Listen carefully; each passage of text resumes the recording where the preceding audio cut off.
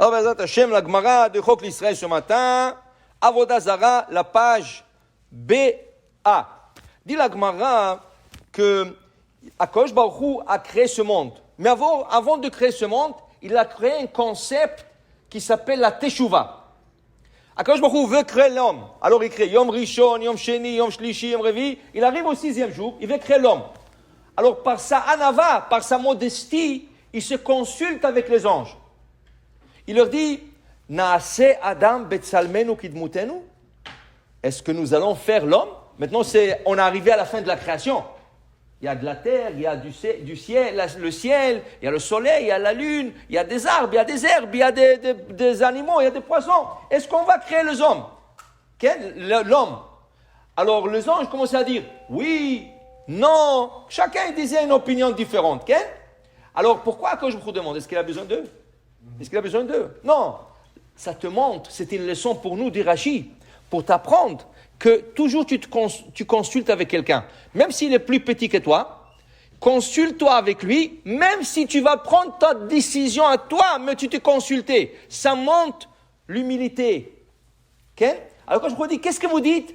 Et ils ont dit oui, ils ont dit non. Vayas Hashem Elokim et Adam. Il est parti, il a fait tout seul. Il n'avait pas besoin d'eux. Mais rien que pour nous enseigner. Il a créé l'homme. Mais avant qu'il crée l'homme, 974 générations avant la création de cet homme, il a créé déjà un concept qui s'appelle Teshuvah. Ça veut dire que 974 générations, multiplie-le par minimum 40 ans. 40 fois. Alors 974 fois 40, avant que le monde soit créé, Hachem a créé la Teshuvah. Pourquoi? Parce qu'il savait que l'homme va fauter.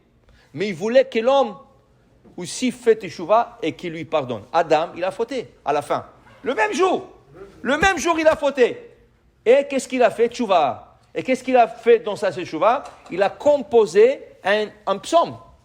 Psaume 92 en Teilim. Mizmor Shir Leyom HaShabbat. C'est le psaume, tout le psaume 92 a été composé par Adam veille de Shabbat avant que le Shabbat est rentré. Pour la Teshuvah, okay? Comment on sait? Ha-Shabbat, Mizmor, Shir, Leom, Ha-Shabbat, permute les lettres Teshuvah. Tourne les lettres Ha-Shabbat, tu vas recevoir le mot Teshuvah. Il a fait Teshuvah, il a composé le psaume de Shabbat. Okay?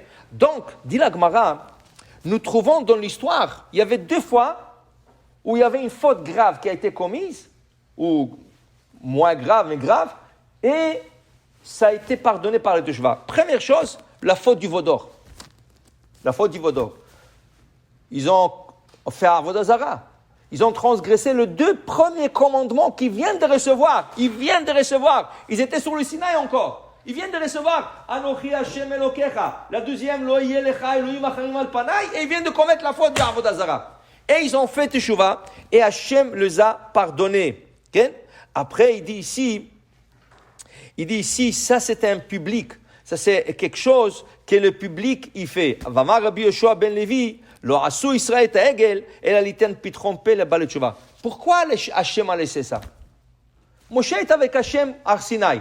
Qu'est-ce qu'il lui dit?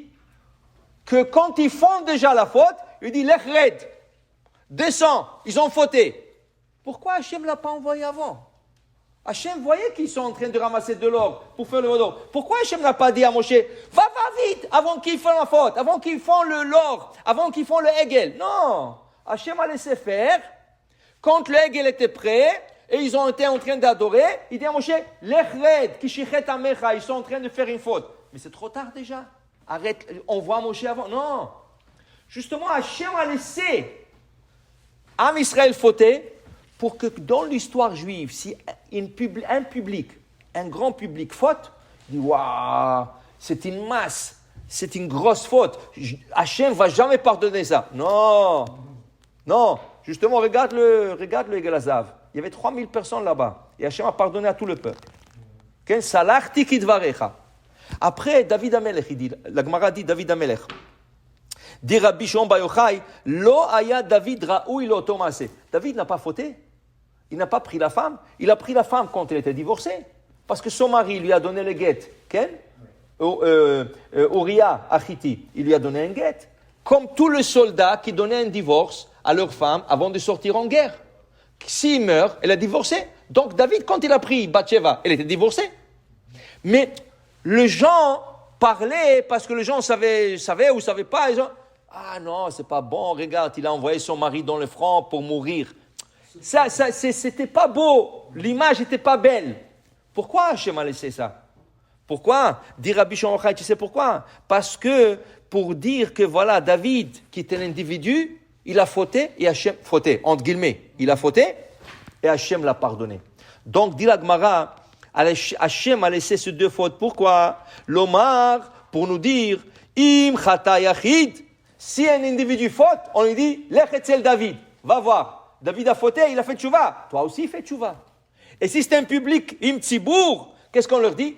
Va voir le Heg et Lazav. Ils ont fauté en grand public et Hachem les rappoint. Ça veut dire que Hachem a créé cette teshuvah 974 ans, 14 générations avant la création du monde pour que les gens fassent teshuvah, que ce soit un individu, un public, que tout le monde fasse teshuvah. Baruch Adonai Le'olam. Amen ve Amen.